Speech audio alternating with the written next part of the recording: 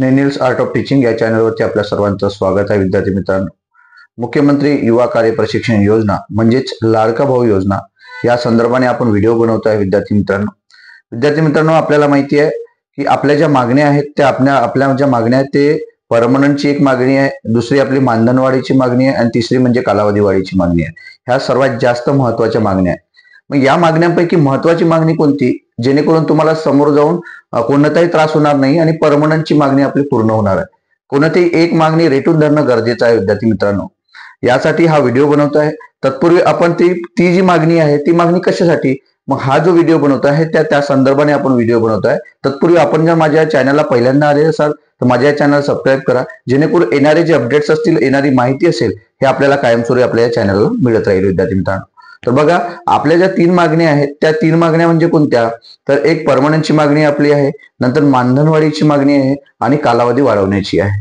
मग यातील महत्वाची मागणी कोणती, तर विद्यार्थी मित्रांनो आपल्याला यातील महत्वाची मागणी ही आहे की कालावधी वाढ होणं हे खूप महत्वाचं आहे. आपल्याला माहिती आहे की आपण जे जॉईन झाला आहात, जे विद्यार्थी नवीन जॉईन होणार आहेत ते विद्यार्थी आपल्याला ऑक्टोबर महिन्यापासून जॉईन झालेले आहेत. मग आता 3 ते 4 महिने किंवा 5 महिने निघून गेलेले आहे विद्यार्थी मित्रांनो, आणि हा कालावधी फक्त 6 महिन्याचा असणार आहे. 6 महिन्यानंतर विद्यार्थी पुन्हा बेरोजगार होणार आहे. 6 महिन्यानंतर आपल्याला एक प्रशिक्षणाचं एक सर्टिफिकेट मिळणार आहे आणि त्या सर्टिफिकेटवर जॉब कधी मिळणार याची मात्र शाश्वती नाही, हे आपल्याला लक्षात घ्यायचं आहे.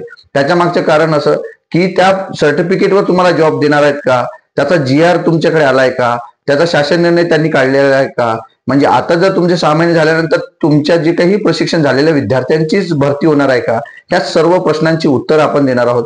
विद्यार्थी मित्रांनो, आपल्याला माहिती आहे शासन एक लॉलीपॉप देण्याचं काम आपल्या बेरोजगार विद्यार्थ्यांना करत आहे आणि बेरोजगारीचा दर हा महाराष्ट्रामध्ये सर्वात जास्त आहे आणि हा दर कमी होत नाही विद्यार्थी मित्रांनो, तर हा वाढत आहे. मग या विद्यार्थ्यांना एक लॉलीपॉप म्हणून काय करायचं की 6 महिने काम द्यायचं. 6 महिने दिल्यानंतर विद्यार्थ्यांना असं वाटायचं की मी कुठेतरी ऑफिसमध्ये काम करत असतो, मी कुठेतरी शाळेमध्ये शिकवायला जात असतो. मग या माध्यमातून तो विद्यार्थी काय करतो, स्वतःचा अभ्यास मात्र सोडून देतो.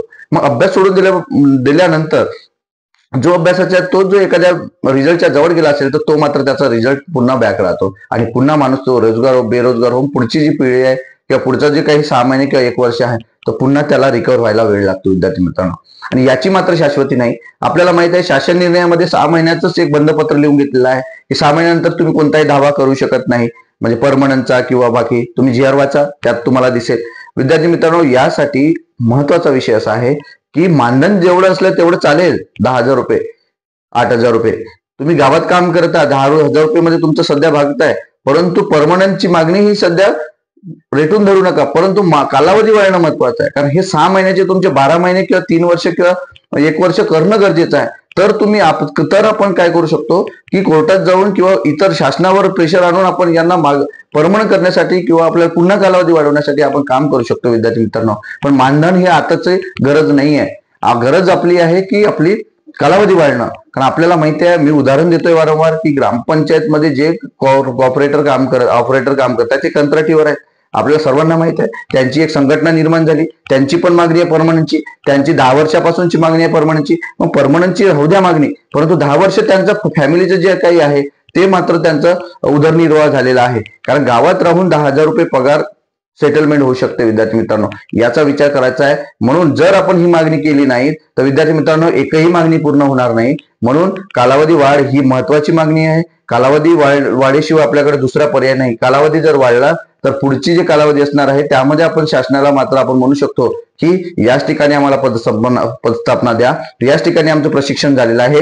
गावामध्ये असे कितीतरी गाव आहेत ज्या गावामध्ये आपल्या व्यतिरिक्त, म्हणजे तुमच्या व्यतिरिक्त दुसरा कोणीही काम करायला तयार नाही, त्या लेवलचं एज्युकेशन झालेला विद्यार्थी कोणी नाही. म्हणून तुम्ही त्या गावामध्ये नाही नंतर 20 ते 25% विद्यार्थी मात्र त्या ठिकाणी कायम होऊ शकतात. विद्यार्थी मित्रांनो, ज्याप्रमाणे ज्याप्रमाणे ग्रामपंचायतचे ऑपरेटर आहेत, मग एका विद्यार्थ्याला मात्र त्या ठिकाणी जॉब मिळेल जर तुम्ही कालावधी वाढवण्याचा संदर्भ घेतला तर, किंवा कालावधी वाढवण्याची मागणी रेटून धरली तर.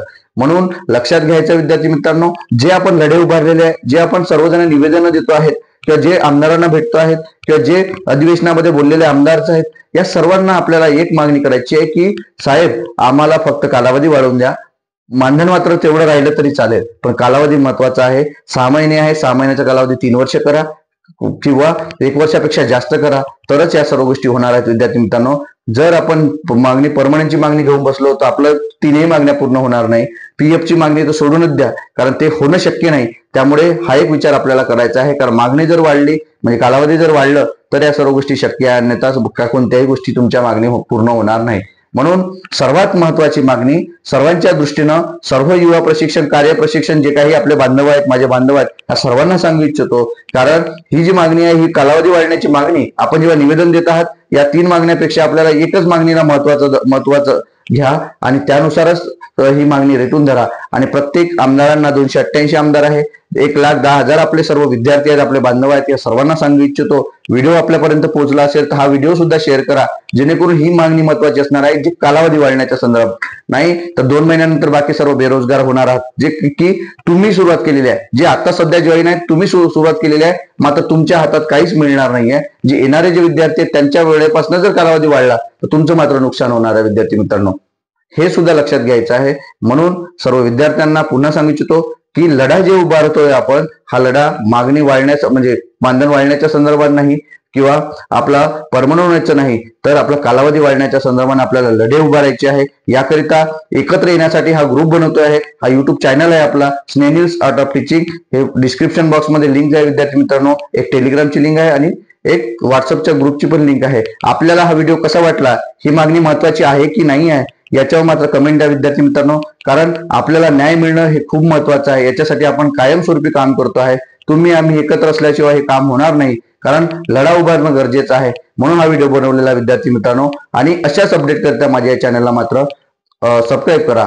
धन्यवाद.